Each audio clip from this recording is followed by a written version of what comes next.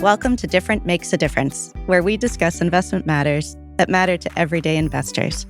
Join Odlum Brown's equity analysts as we examine pertinent topics in today's markets and look at things a little differently. Odlum Brown is an independent Canadian investment firm. We provide integrated wealth management solutions to help clients achieve their financial goals, and we've been doing so for over 100 years. Join us for some lessons we've learned along the way that can make a difference for the future.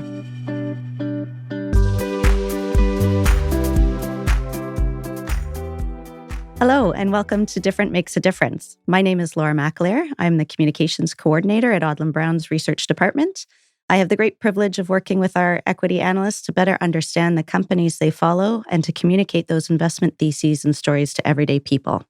It's fascinating, and I love my job because we engage in so many great conversations and debates covering all sorts of things, from a specific company's bottom line to the delicate dynamics of global economics and geopolitical relationships.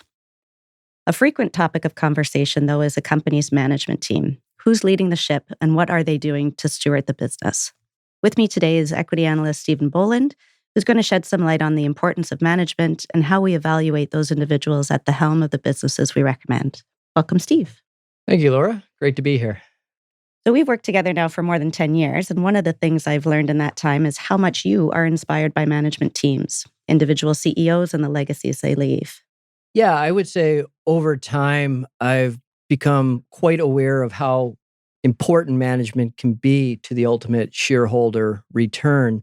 I can think of a number of times when I was covering a couple of different companies, and oftentimes I'd cover companies that were in the same industry, they had much of the same exposure, but one stock would go on to dramatically outperform the other. And when you kind of boil down to what the difference was, a lot of times it came down to just one company was much better managed than the other. And to maybe draw a concrete example here, I remember covering CN Rail and CP Rail, Canadian National and Canadian Pacific, and both big Canadian railroads. And at one point, we actually had recommended shares in both. We recommended CN because it was the best in class. It was way more profitable than all the other major railroads in North America.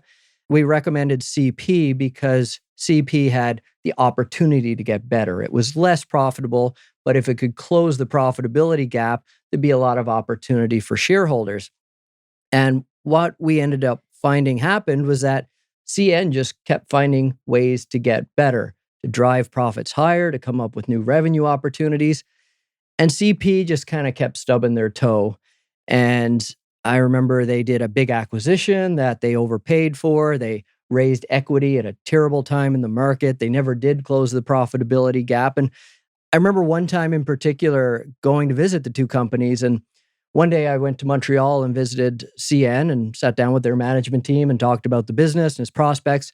And just by chance, the very next day I was in Toronto to meet with CP. They were holding an investor day. And I don't know that I can get into all the details of why it struck me this way, but it was just night and day, the quality of management teams.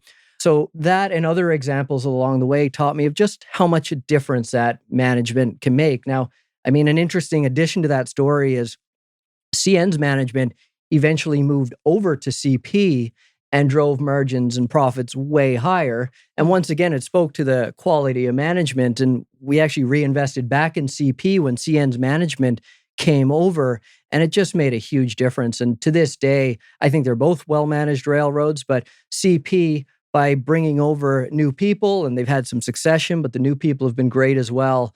I would consider CP, it's called CPKC now, Canadian Pacific Kansas City, to be in best in class in terms of management today. Largely because of the management team, yeah. Yeah. They both have great networks, but the management's a real differentiator there. Yeah. So a natural side effect of your job is that you read a lot, and not just the income statements and conference call transcripts, but the bookshelf in your office, it's full of company or industry profiles and the biographies of great business leaders. Can you share more of some of your favorite reads and tell me about how they've shaped your thinking around management? Yeah, so I remember one book that came out 10 or 15 years ago, and it kind of coincided with my own conclusions I was drawing about management.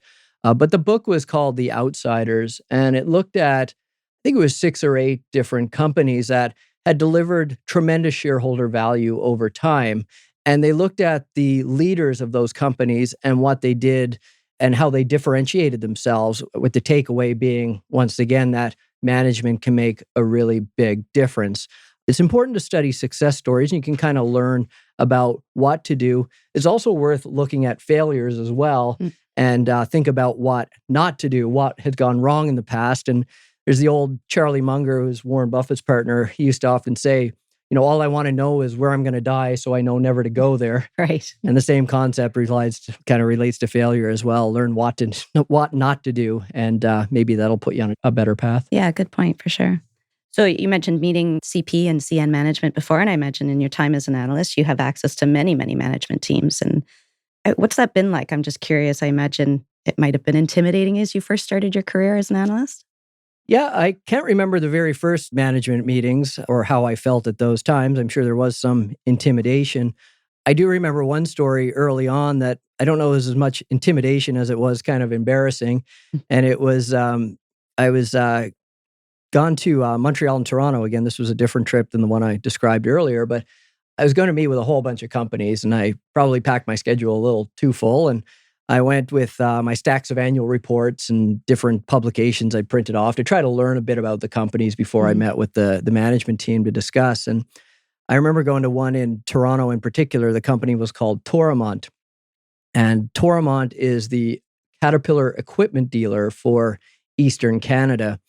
And I think it was toward the end of the trip. And as I said, I had a full schedule and probably had bitten off a little bit more than I could chew. And about 5 minutes before the meeting, I was in the parking lot and I kind of cracked open a couple of the reports just to get a sense of what is it these people do. And went in, obviously pretty green on the company, and sat down at the boardroom table. And the chairman, CEO, was there. His name was Robert Ogilvy. And Robert Ogilvy, as I later learned, an absolute legend in the business world. His track record at one point, over I think it was a 20 or 30-year period, was actually, he delivered more shareholder value than Warren Buffett from, I think it was the mid-1980s till when he retired in the 2000s. So just a tremendous manager. And he had with him his right-hand man, who was still a director at the firm. The CFO was there. So I kind of sat down, and I think the first question they asked was, "So what do you know about us?" Right. I kind of said, "Nothing really." Not much. And Robert's like, "Okay, well, I'm going to leave you in the hands of these guys here. I've got some other things to work on." And we went and talked about the business, and I was pretty embarrassed. But it did ultimately have a happy ending. A few years later, we recommended the stock, and it worked out quite well. So maybe there were some early positive seeds laid there, but it wasn't a pleasant feeling, that's for sure. I bet. Yeah. So not to get too far down the weeds here, but I'm curious about the questions that you ask management, apart from what does the business do? Yeah. What do you get out of these conversations? What are you looking for when you're speaking to management? Yeah, well, it's definitely better the more you know about the company, as you can have much better discussions, and you can put some of what they're saying into context and maybe challenge it a bit more or bring in some other thoughts.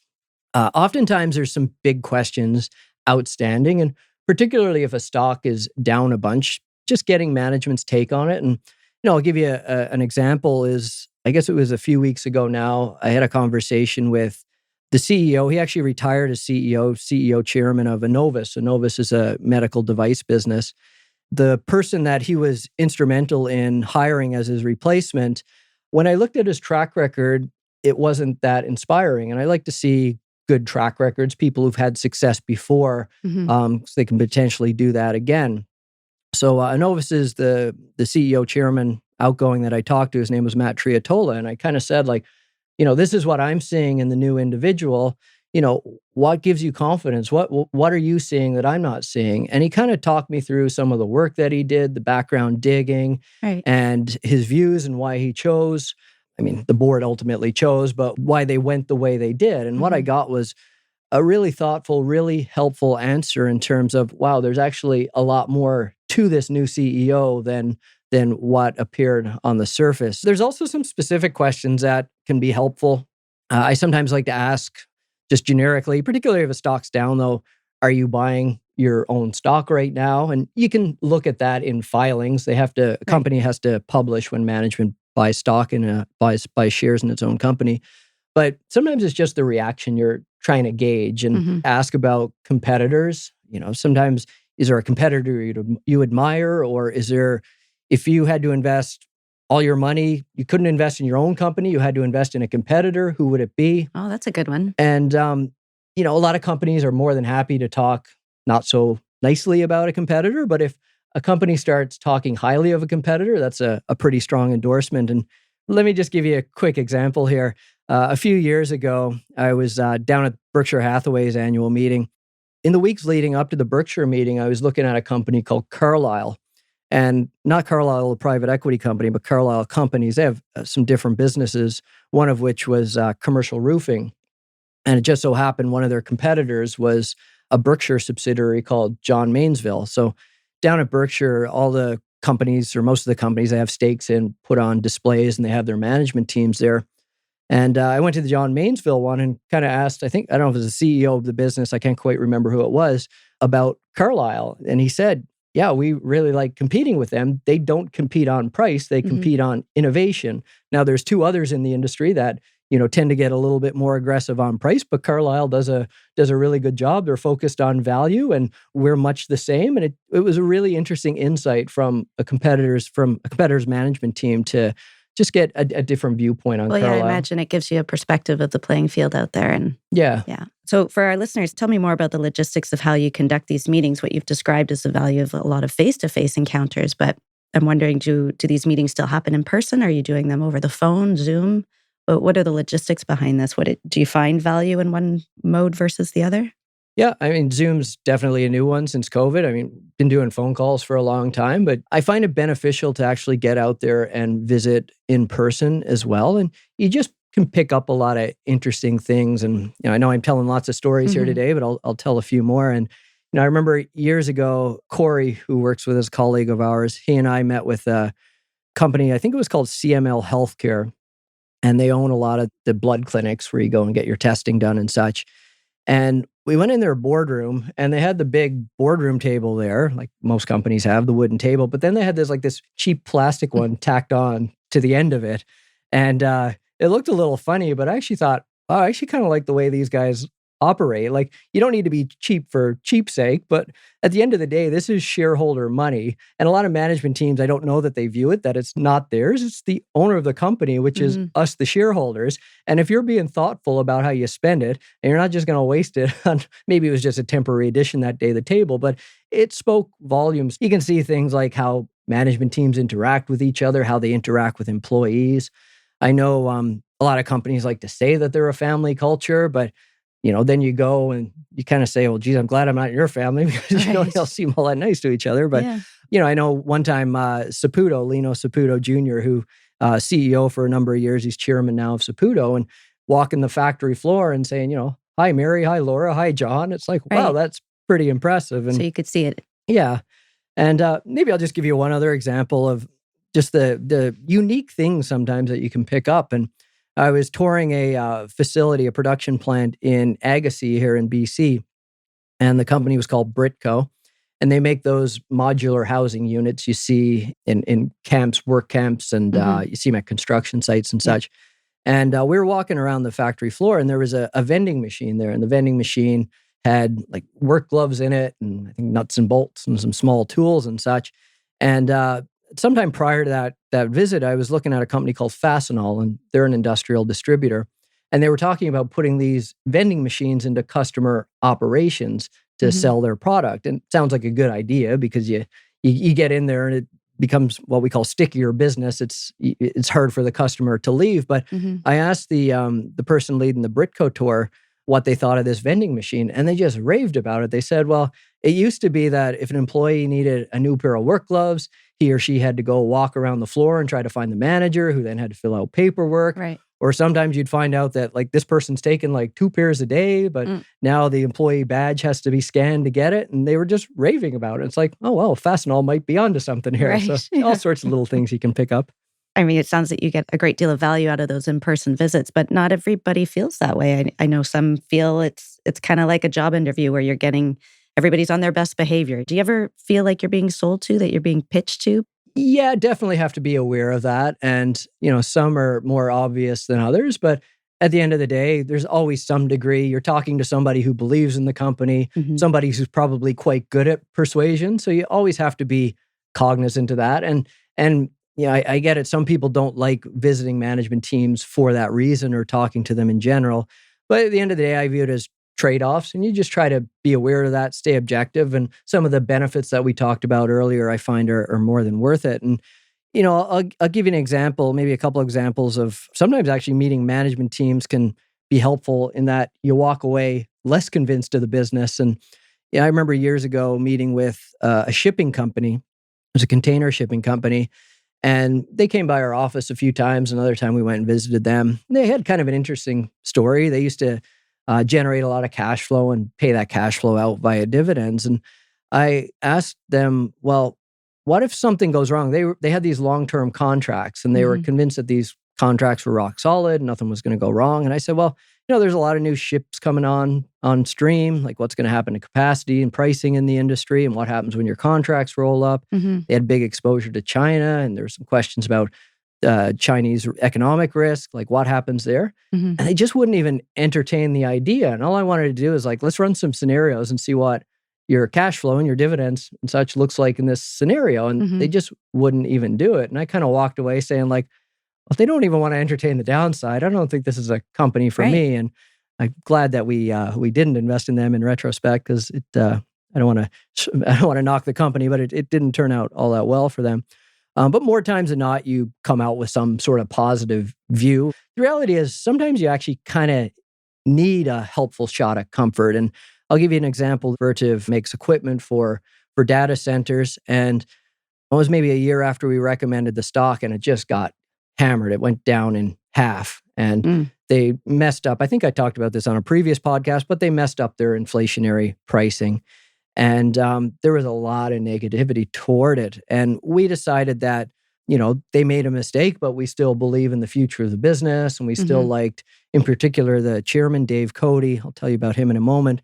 But we decided to stick with it. But just to get a little extra comfort, we reached out to Dave Cote, the chairman. And Dave was previously the CEO of Honeywell, which is a big industrial company. It was a tremendous success under his leadership.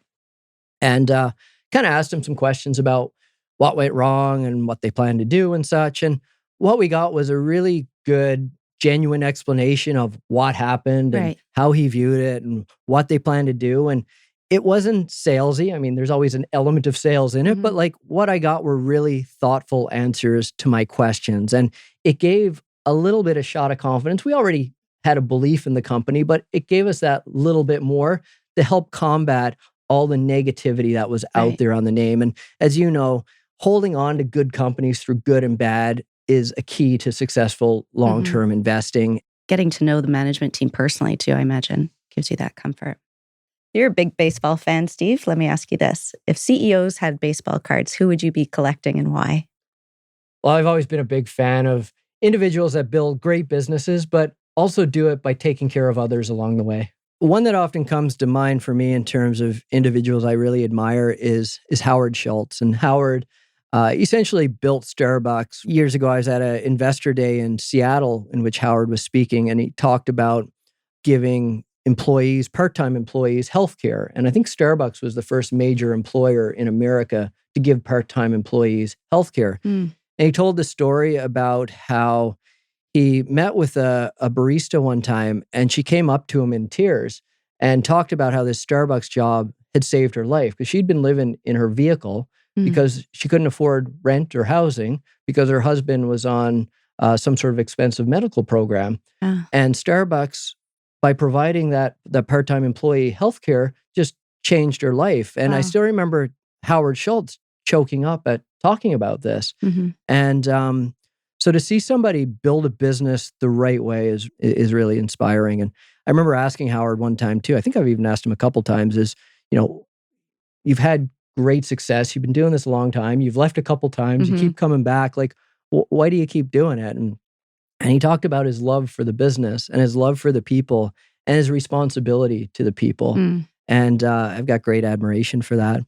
I'll give you another. I'm sure everybody would want this baseball card to be Warren Buffett. And everybody thinks of Warren Buffett as a great investor, but he's also going to retire at the end of this year, but he's CEO of Berkshire Hathaway for decades. And he's another one who's just had tremendous success, but done it in a very honorable way as well. Nice. Well, yeah, Warren Buffett's a deity in the business community and the object of so many investor fan clubs. And like you said, he's announced his retirement, which I guess that leads us maybe to the next question about succession. And I'm sure, the question for any great leader is, can anyone follow in those footsteps? And tell me about that. It must be unsettling when a rock star CEO steps down.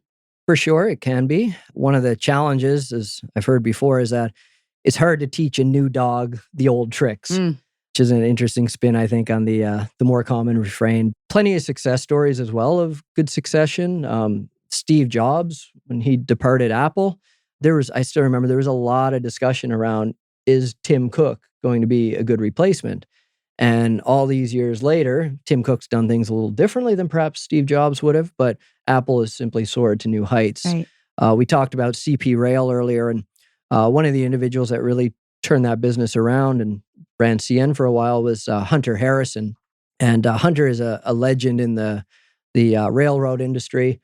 He's probably not as warm and fuzzy as what we just talked about with Howard Schultz, but he's really revolutionized that industry. And I remember before he left, he used to always say, don't judge me by what I've done while I'm here. Judge me by the years that follow. And just the mere fact he was thinking about that was a pretty positive sign. And he picked Keith Creel to succeed him, or the board did. And Keith Creel still runs CP today, and he's been a tremendous successor. So definitely some success stories out there. There's other things you can consider as well.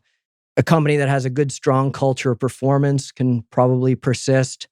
If you invest in a good business beyond just betting on a management team, there's certain businesses that are so good, it's almost anybody can run them. It's obviously the better the person, the better the ultimate result. But you can have fantastic businesses where even if a rock star steps down, it can still do really well thereafter.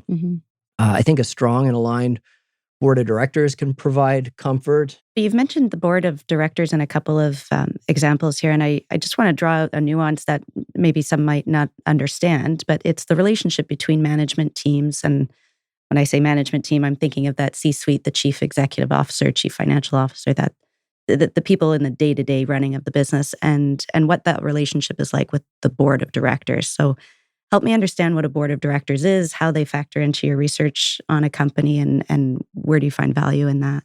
Yeah, so the management, the C-suite, as you mentioned, is more the day-to-day running of the business.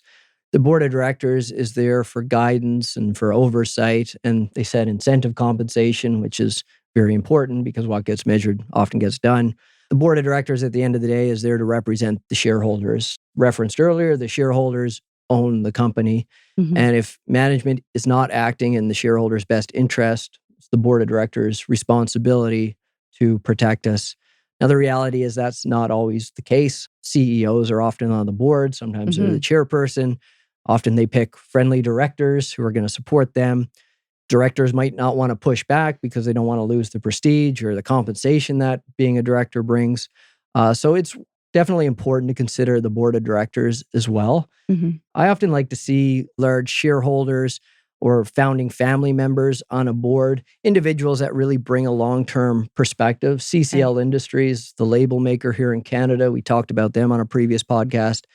They're controlled by the Lang family, the founding Lang family, and they really run this as a business they want to own for generations. And that provides cover to management to perhaps withstand some of the short-term pressures that can come from being a public company. If something goes wrong, they're there to help guide the company in the right direction. I want to take the conversation in a slightly different direction, talk about corporate culture.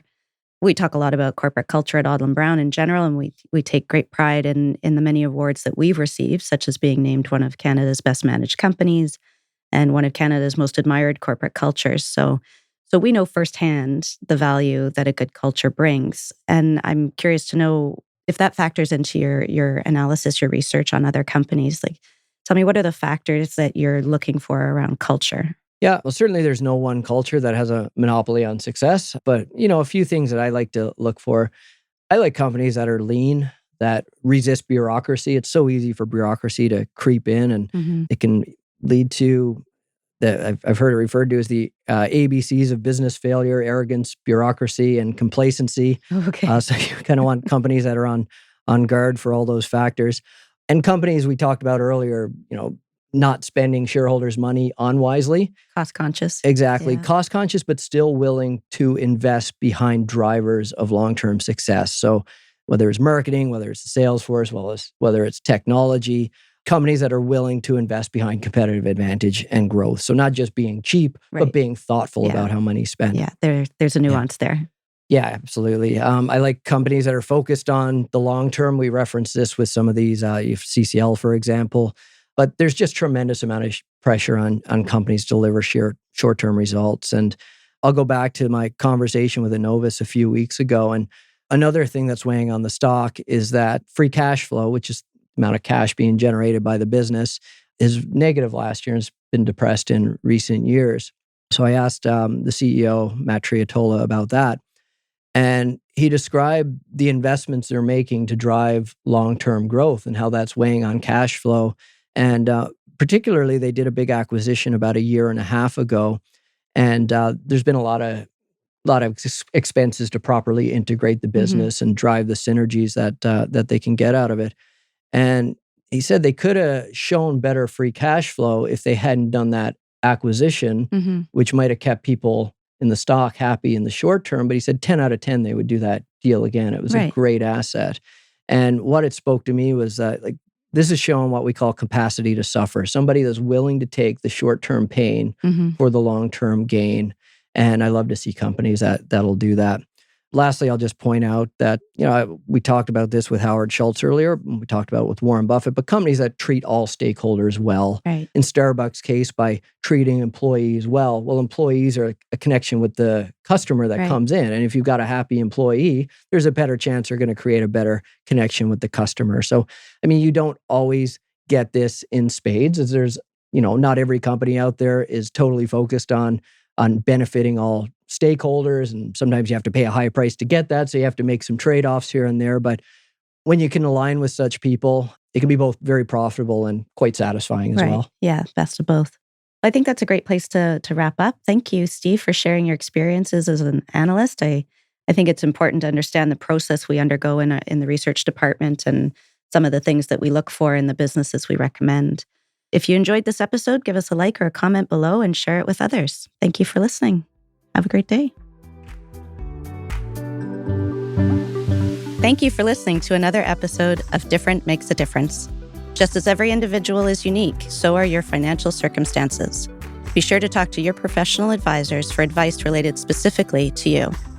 Our podcast is for general information purposes for Canadians only. The views expressed are those of the presenters and may not reflect the opinions of Odlum Brown. Be sure to check out our full disclaimer and subscribe to the podcast at odlumbrown.com/differentmakesadifference.